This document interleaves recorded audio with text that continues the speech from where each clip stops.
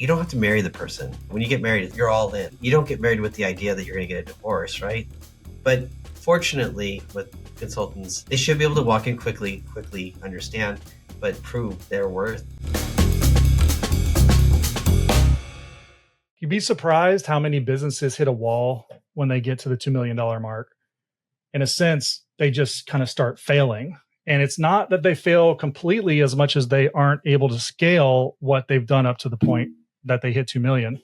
Today, my guest, Joshua Monge, founder of Think, Adapt, Build, is going to walk us through his operational roadmap and give you exactly what you need to blow through the $2 million plateau. So welcome to the show, Joshua. Hey, thank you so much, Steve. Appreciate the opportunity. Yeah, this will be fun because, a lot of my audience are founder CEOs, started companies. They're sticking with it, trying to grow and scale their companies. And, there's a lot to starting a business, but then scaling it. And, you're a systems guy. So I know you mentioned about it, like, this should be fun. And I think it's fun for us as operations people, or like people that are like systems. Yeah. Some people are like, I work really hard to try to make this like engaging and entertaining. So like, please, don't skip over this episode. We're going to make operations as fun as we can, because Lee and I, we had a really good time even offline talking about this stuff. So yes, yeah. Please. And if it goes sour, we'll just start talking about AI. Well, the thing is, we won't know if these people are sleeping when they're listening to it, but that's okay. Like, we'll figure that out. That's funny. I have this eye mask that I sleep with, and it has speakers in it. Yeah. And so I put on like, white noise or rain or whatever. Yeah. And so a couple nights ago, I fell asleep pretty quickly. And about 2 hours later, I woke up to like a pastor's sermon that was like going. Okay. And I was just sort of like, didn't know if I was dreaming or if I had woke up. And all of a sudden I started listening to this sermon. I'm like, yeah, that's actually good. I like what he's saying. And I listened to for like 10 minutes of it, just laying there thinking I was asleep, but I was awake. And finally, like, wait, what am I doing? I'm like, it's like middle of the night. I need to get back to sleep. I think you might be positioning this as, hey, if you need a sleeping aid, you can also listen to this episode and get some operational guidance. That's exactly while you what I'm sleep. trying to do. Okay, awesome. Yeah. In fact, if we do some market research, we might find that a lot of our listeners are doing just that. Which, hey, that's fine. However you're consuming the content, I'm fine with it. Just consume all of it. You get those recorded hours and it shows up on your stats. Hey, that works. So when we met, I had this question that I thought we could kind of start with, and this is, would you say, and I'm asking a systems guy, but like, would you say systems are the most important aspect of growing a company? Oh yeah, of course. I mean, okay. Yeah. Good. Easy. What else is there? I mean, finances and people, but people are the easy part.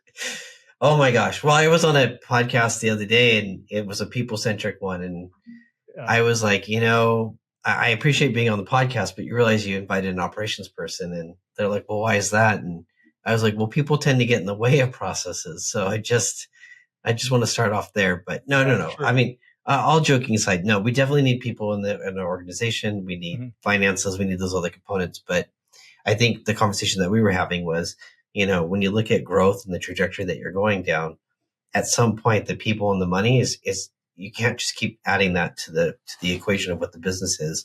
Yeah. You're going to have to get down to where your systems are working and your processes are working, and especially those things that are helping manage that complexity of all of those things having to interact with each other. Yeah. And, we mentioned that I think part of the reason why people are stuck on that growth is because all of that complexity falls on the owner, and the owner didn't have somebody managing it. And so that's where they are kind of failing from success, or they're getting to a place where things are so complicated they can't just get that extra time and space to have that traction. So, yeah. Okay. Well, tell me about what you're doing in your world. How are you working with clients to help them, do this? And then we'll jump into your operational roadmap, which is pretty cool. Okay, cool. Awesome. Yeah. So I work as a fractional COO, or chief operations officer.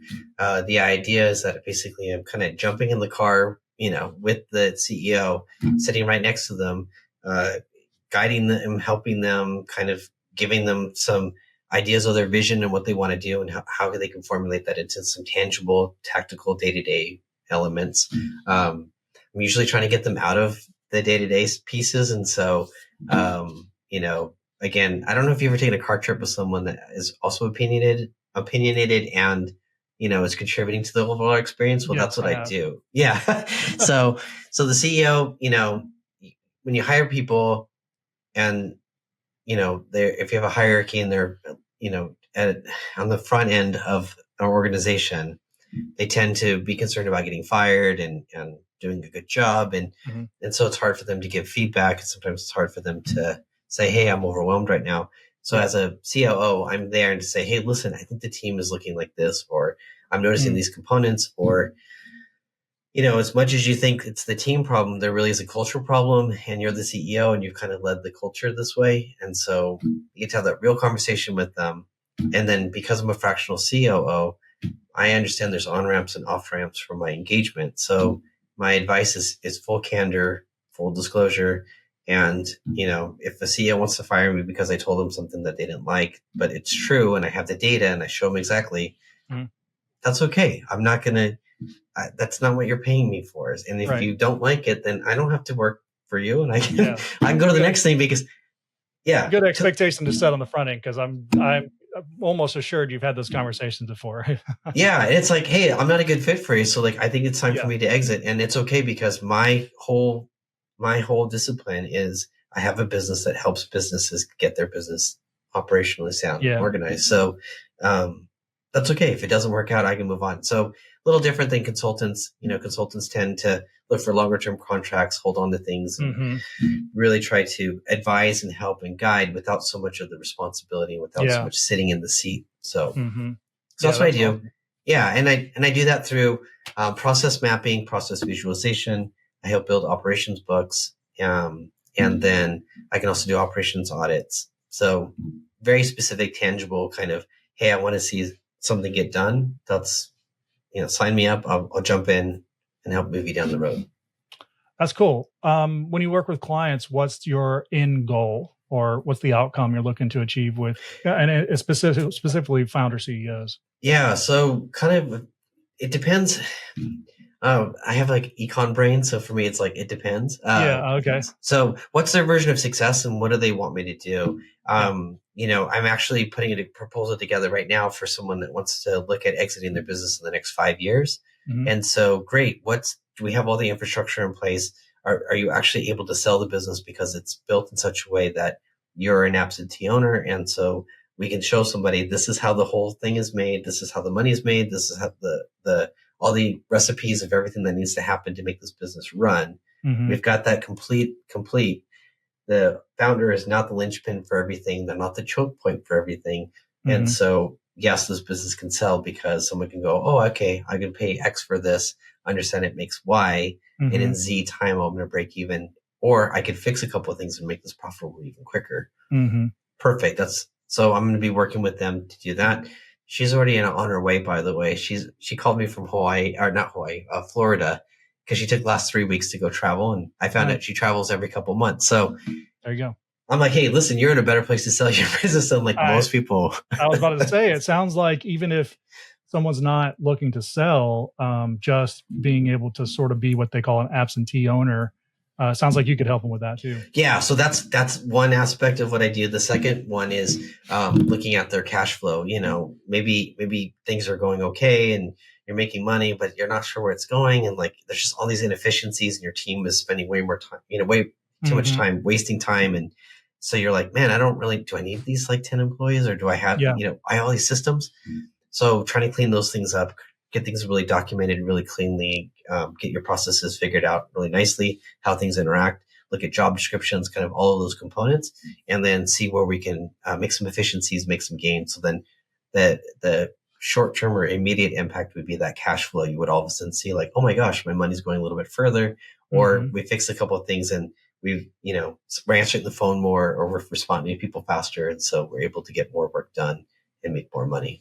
Yeah. Seems like you've got a really good thing going. It was a perfect fit for a company that is right around the $2 million mark, because they need to look at efficiencies and assist, making kind of an organization around a more systematic approach. but they probably aren't in the position to hire a full-time COO. So yeah, and we're the fractional team. I mean, my exit point is 5 million. I would say I've worked with people up to 10, but at 10, that's when you're starting to build your C-suite. Yeah, kind of, and it just depends probably on the industry and the type of business and how they're running it and their goals and all of that. But that makes sense. Yeah, and at 2 million, you're doing good. Congratulations, you're doing better than a significant number of small businesses kind of in that smaller range. But the reality is that cash isn't. It's not just you're flush with cash and you're like, I can't wait to give this to somebody. So, and then the time and energy of work of bringing somebody else in that's going to all of a sudden start identifying all the areas that can be improved. Yeah, that could be a little unnerving because you're like, no, don't touch this. I've got this all coordinated in a way that we're doing really good and we can't.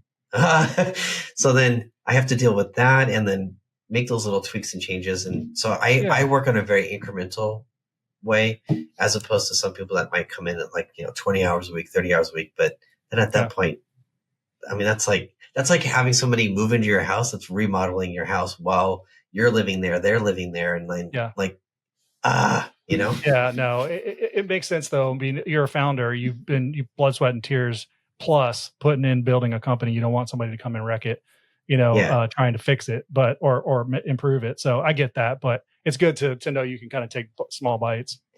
Yeah, and I'm very, I tell a lot of founders what you did got you here. So, but it's not necessarily going to get you there. So, that's great that you have all this stuff, but if you want to continue to stay in this phase, okay, then you don't need me. Just keep doing what you're doing, and hopefully you're enjoying life. But if you want to change things and actually improve and get to a place where you can excel and grow and have not be the one responsible for everything, then bringing somebody in that can help with that is it's a good thing. Well, then let's look at your operational roadmap. Why don't you outline that for us? And then I thought what would be cool is to kind of take a fake, kind of sub $1 million revenue business in concept and say, how do we apply this roadmap to that company to take them through the $2 million mark?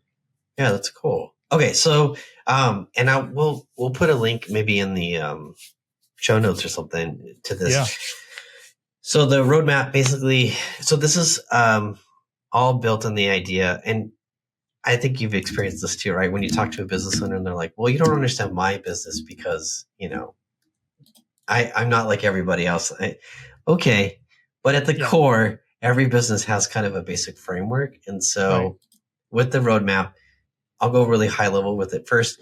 So first you got to introduce your product or service to potential customers, right? Okay. So that's marketing, and that's advertising. And then once you actually get those people that raise their hand and say, yes, I'm interested, or I want to know more, or I want to stay in your universe, then you have lead cultivation. That would be the next one. Okay. And so that's, sales program, and being very intentional about, hey, these people we need to qualify them. They're adjacent to maybe buying.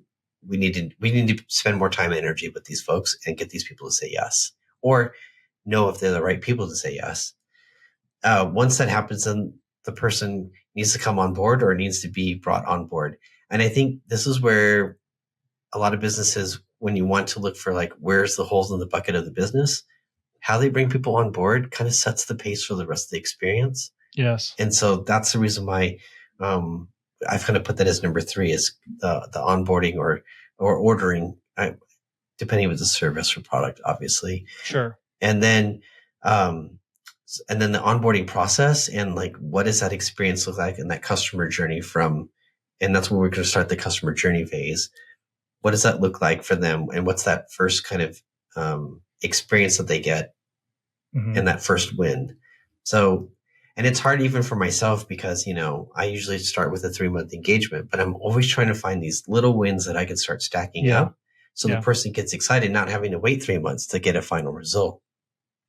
Yeah, that's a great point. And I do the same thing with our podcasting agency. We try to have as many wins as possible up front, just right out of the gate to get everyone, the momentum to build, the excitement to be there. And then, then it's up to us to have wins every month, really, so we're always bringing some new thing to the table. But I think it's really important to look at it systematically. And when you do, you are able to identify gaps that you can fill with like those. Yeah.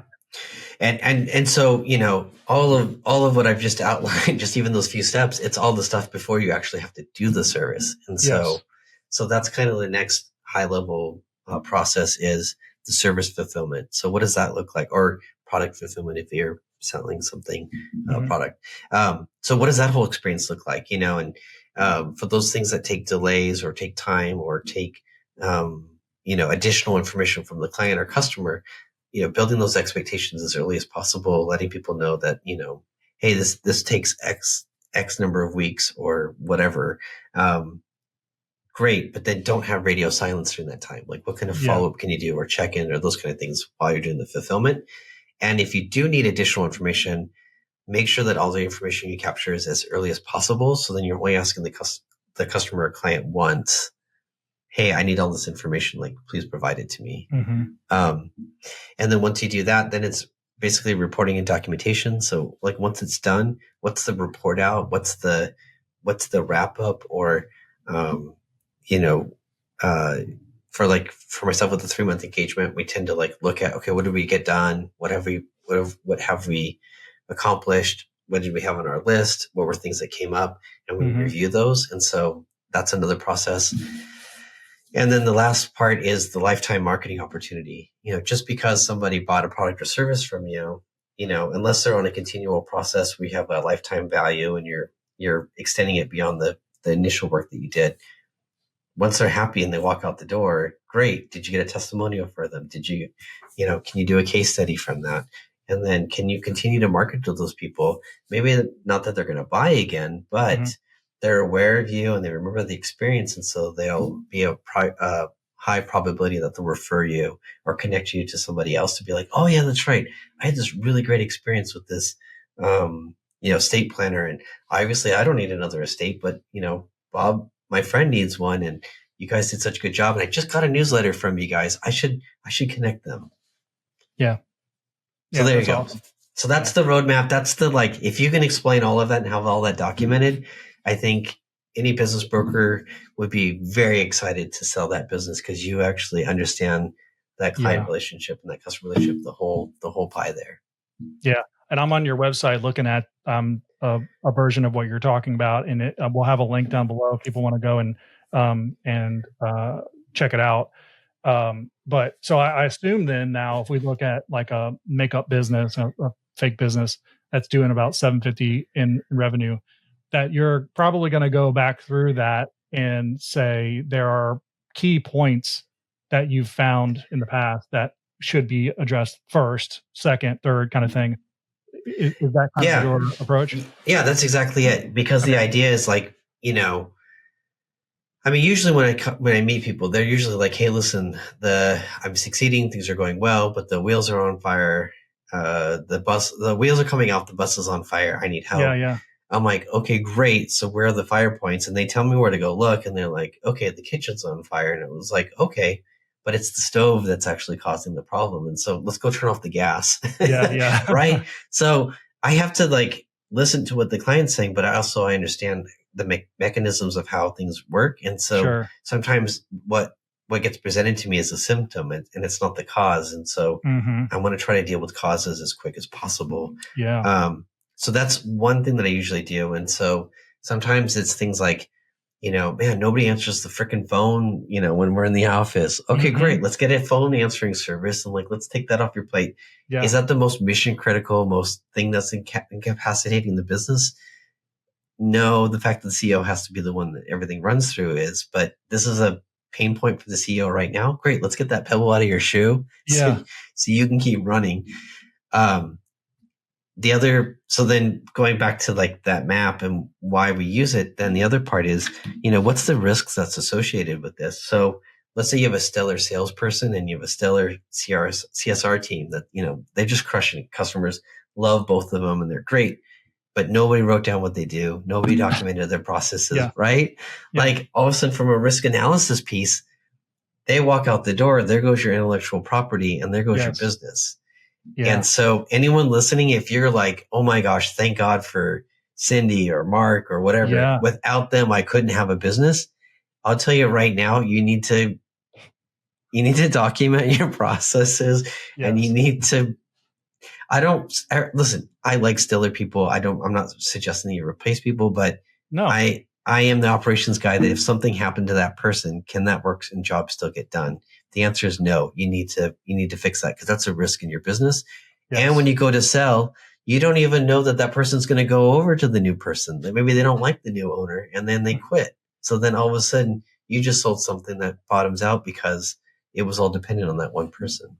Yeah, well, I think an investor is going to sniff that out pretty quickly too. If they get the feeling that here's your key people, and they're at the key point of growth, that's not going to look good, So go get more of those people. Go find more, Cindy's and Matt's, but like at the same time, document why are they so good. Right. I mean, I think that's a huge deal. It's like, hey, things are going great. It's almost like you were talking about before, where the kitchen's on fire. Well, there's no fires. Like things are great. So they're not really sure what to look for. Yeah. No, it's and so then at that point it's about risk and then identifying those like key points. The other thing that I find too when I talk to owners, and again, this is no shade. This is just, it's a safe space for us. Yeah, right. Is we ask them like, hey, how does this work? What process? My favorite question is, what process do you have nailed down? Like your team, they just hit it out of the park 100% of the time. And they'll give me they'll tell me, oh, it's this process. Great. Let's map it out. Let's see how it works. And I start documenting it and I actually get into like the bubbles and graphs and lines and who's responsible. And I hear a lot of and they're like, it's only 10 steps. And by the time we map it out, it's like 40 steps. And there's these decision points and there's these delays where we're waiting for information. And all of a sudden they're like, oh my gosh, I didn't realize it was that complex. And I'm like, listen, you figured it out, right? Like you're the chef and you came with this really cool recipe and everybody really enjoyed the meal. Now we got to do it again. Yeah. And you kind of remember the recipe, but it's going to be a little bit different. No. Let's document it. Let's get this written down. And so we can consistently do those. And so I usually like to shore up those key processes that are essentially responsible for most of the business. Those are the first ones I want to go to and get those documented and get those structured. And then we can actually look at like automating it, or we can, maybe break up some of that work and get it down to the lower value people. So then we can actually increase the profitability of it. Yes. We can actually do a lot more once we actually have it documented how it works. Yeah, that's a huge one. Having, high dollar per hour, people doing stuff that other people could be doing for a lower amount. Yeah, and it's usually the CEO that you're like, okay, so your bill rate, let's just give you a bill rate of, let's say, I don't know, $200 an hour, just to put a number to it, right? Yeah, right. Great. Why are you doing a $10 an hour task? I'm just asking. That's probably, the majority of the things that you see, because I feel it in my business too. I can find myself in front of those tasks periodically, and it's like, in part, you're doing it to hold everything together, but at some point you got to get rid of it. You got to pass it on. Yeah. And listen, cash, I understand cash is a problem. And so like, we can do all the numbers and be like, wow, look at this. We're a $3 million business with cash, you're not making that much money. Right. I understand that. But the idea though, is you also have to make some key investments, not just money, but time. And so shift that, make some risk, maybe I'm going to say this, and like, I know some people are going to freak out, but take on some debt for a little bit to kind of give yourself some breathing room so you can back off and put that person in. And, most anyone listening that's running these level of businesses, they're very smart. They're very passionate. And like, this is not a questioning your ability to do this stuff or learn anything. But the question is really, are you really the best person to do this? And why not create an opportunity for somebody else to learn and do and grow and give them that work and free up your time to go do the next thing that you want to do? Yeah. Something I've found for myself that has worked is when I do an audit and find that I'm doing something I shouldn't be doing, for one reason or another, then I step back and say, okay, can I hand this off, or can I automate it, or can I do something? And then if I find that the risk is too big for me, whether it's in reality or in my mind. Either way, Right. it's just too big for me at the moment. What I try to do at that point is put a plan in place for me to either de-risk it or work towards handing it off over time. So I'm not just not doing it. Yeah, and there's definitely some aspects of your business that you're never going to hand off. I mean, if let's say you're a lawyer and you own a law firm and you really enjoy that, like the I don't know, the legalese reading piece, great. Then let's just build the rest of the business around this. That everything else is taken care of. So then you can focus on that part if you really enjoy it. But I think one of the biases that I definitely have is, nobody cares about your business as much as you do. And so you tend to be the best salesperson, even if you're a terrible salesperson compared to salespeople in general, but you're the passionate. best. Yeah, you're the best one to represent your business, what you can and can't do, and what you're willing to offer. That people need to hear that. And until you can train a salesperson and get that rolled off, you're probably going to do that. And so those tasks that are $10 an hour that you're doing, I always tell someone, well, what if you just work 2 extra hours billable, or, get that next client in that's going to pay? Why don't you just use that money then to pay for that $10 an hour person? Yeah. So that's definitely, I've done that before and it works. But you got to hold yourself to that plan, right? Yeah. And you might need an accountability partner too. Yeah, exactly. Yeah. So, okay. Well, if we look at your roadmap then, and we say, okay, this company is fixed, documented some things. They're fixing some things, and now we're post 1 million revenue. We're charging up on 2. Yeah. Looking at the roadmap, what are the major points that you would, point someone to try to get a handle on first? So, assuming that the sales, at that level of business, they're doing well. They probably have a pipeline. Is it perfect? Probably not. It could be, I'm a continuous improvement person. So, there's no perfection. There's just the 1% goal of a day. Yeah, the goal for perfection. But at that level of business, you probably already have sales and marketing kind of figured out, or it's sufficient enough to make this thing work. So at that point, what you're really wrestling with most likely is going to be the service fulfillment or the onboarding process, where you're really struggling with getting the service done or the products out. You've got too many parts of the machine, and there's just too many things that are going on that you don't have it dialed in like you should.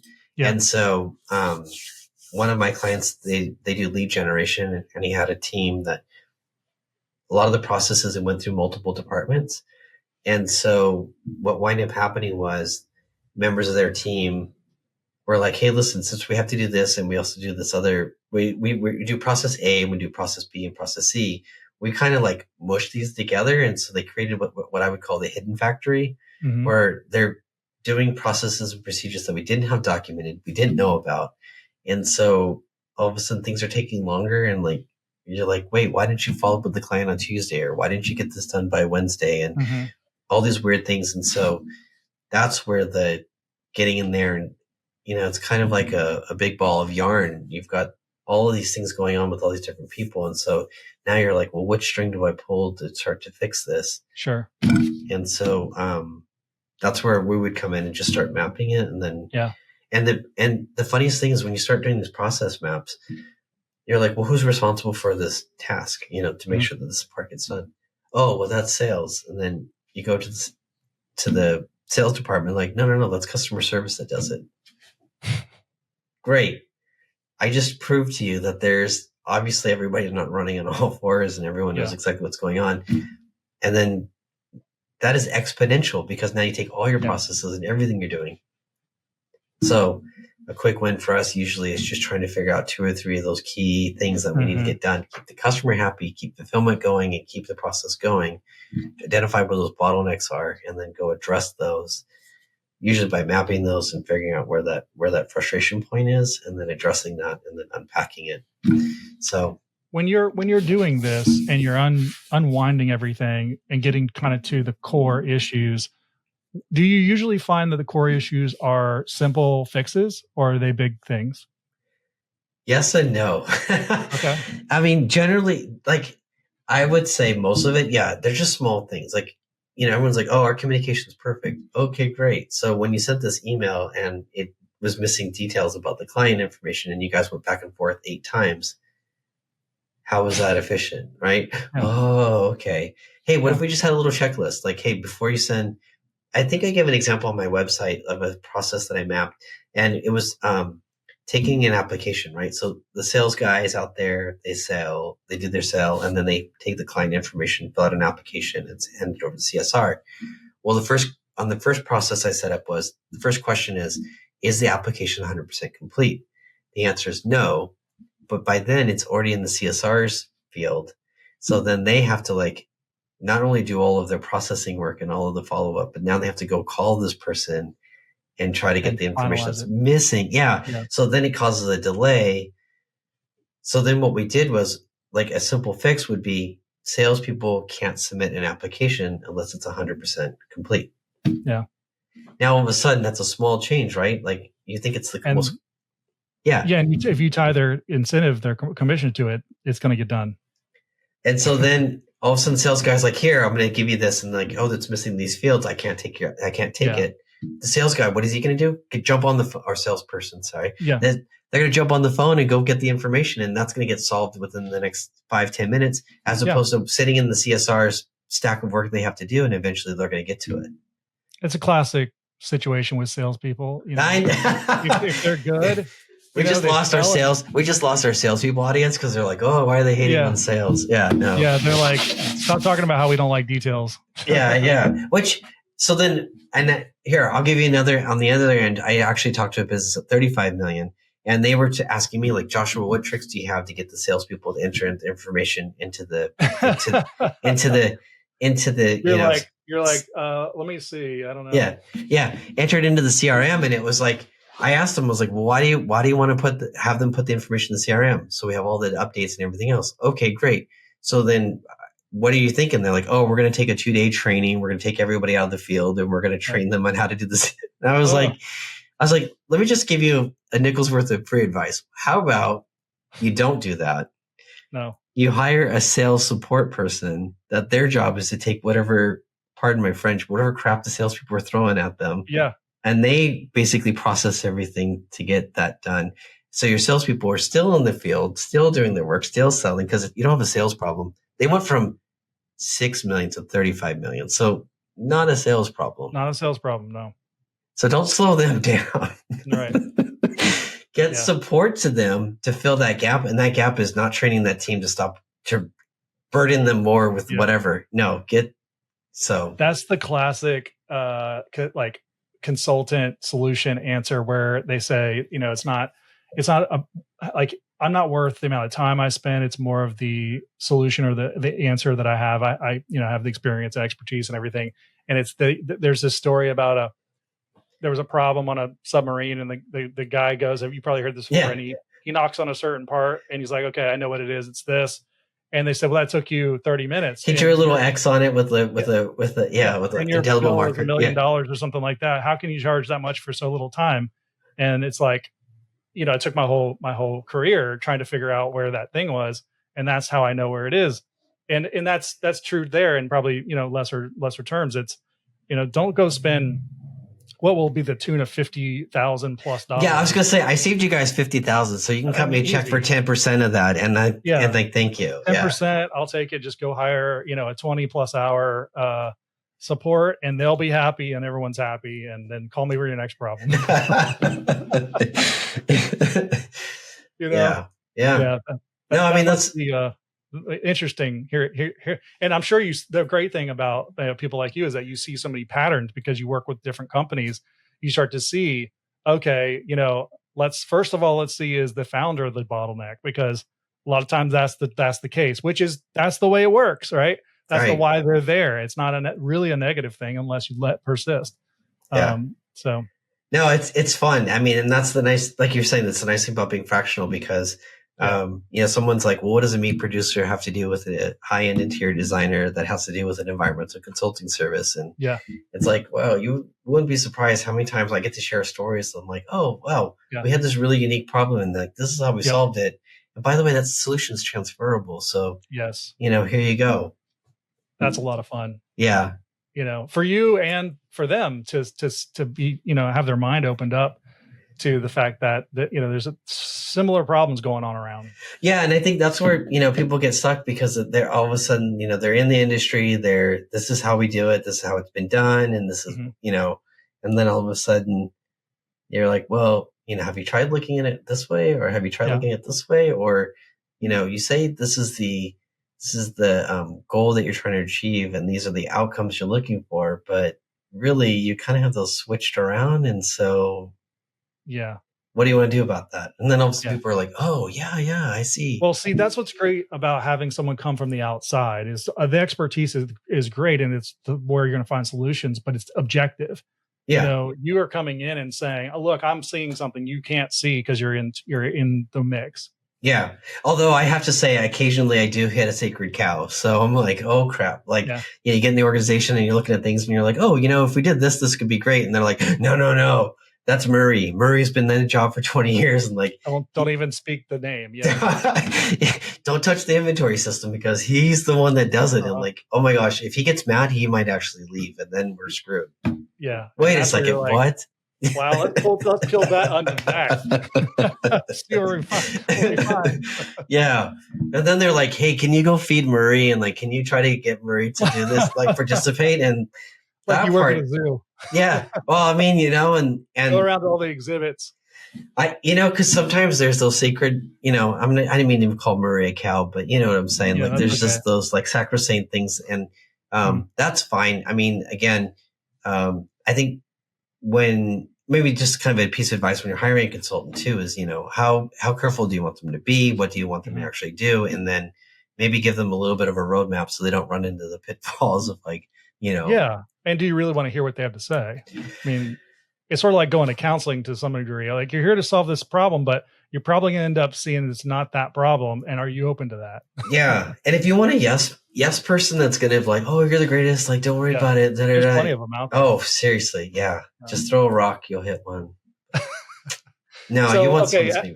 As we wrap up this, like, what would you leave a approaching 2 million revenue, or maybe somewhere around that range, founder CEO who's struggling with scaling? What would you leave them with? What's the main thing that you would want them to think about in terms of systems? Yeah. Hire somebody. I mean, honestly, if you're stuck at this and you can't figure it out and you don't have the time or energy to do it yourself, the do it yourselferness is going to get to a place where you physically can't do it because there's just not enough time. It doesn't work. No, get some outside help. And I would say, set up a test project. Like you don't have to marry the person. Like this isn't when you get married, it's like, you're all in. There's no like, I mean, I guess you can do a prenup, but anyway, sorry. But for the most part, you're all in, right? Like, and you're not you don't get married with the idea that you're going to get a divorce, right? So but fortunately with consultants, they should be set up to have a dating phase or kind of a like, hey, let's get some wins. Let's stack up some. They should be able to walk in quickly, do a quick little diagnostic, get you some things that they could line up to do quick wins, and then have a short enough engagement where it's long enough that they can get onboarded and kind of quickly understand, but short enough that they can prove their worth. So but get some help. Like seriously, this is one of those things where, I know enough plumbing and enough wiring that I can do some really basic stuff, but then all of a sudden, like there's a point where it's like, no. Like you, it's better to not. Don't worry, honey. I rewired the car. Yeah. It's going to work great. Yep. Is it? See if you make it to work in the morning. Right. Awesome. This is great. I like this topic because this is sort of part of my personality. I like to be, I'm very strategic, probably first, but systematic second. And, it's nice to see a good, solid, systematic thinking in place, because that's where you really can get the most bang for your strategy. Your strategy can be deployed and iterated on whenever things are flowing. Yeah. Yeah. And, the nice thing with operations is it's one of those things that as you're making improvements, you're going to start seeing like peace of mind. You're going to start seeing time come back. You're going to start seeing cash coming in. You're going to, there's definitely an ROI element to this of what we do that, really should be impacting the bottom line and should be achieving those goals. So, I'm not trying to throw shade on any of the other departments or what they do or other disciplines, but operations tends to be, hey, we're stuck in a couple areas. Like, can you help us relieve that? Great. You do it. And people are very clearly can see that result. So, Cool. Okay. So thinkadaptbuild.com is your website. It is. And where else? And I think people can go there and get a free. Yeah. And actually I'm going to give you a link so they can actually get a free hour of my time. All right. Ooh, you really want to talk about operations? Let's go. Let's make the notes. Yeah, but bring your list, bring your and I'll just for free, no obligation, help you unpack that, break that down. And then I think the other thing you were asking was where else can they find me? LinkedIn. Follow me on LinkedIn. I post articles up regularly. I post tips and tricks and all kinds of stuff. So, if you want to save yourself a buck and or do a couple of things before you reach out to me, great. I throw stuff up there all the time. So yeah, that's awesome. Cool. Well, thanks again for being on. This is a great conversation, and I wish you the best. I really enjoyed exploring growth with you and giving people some tips. So thank you.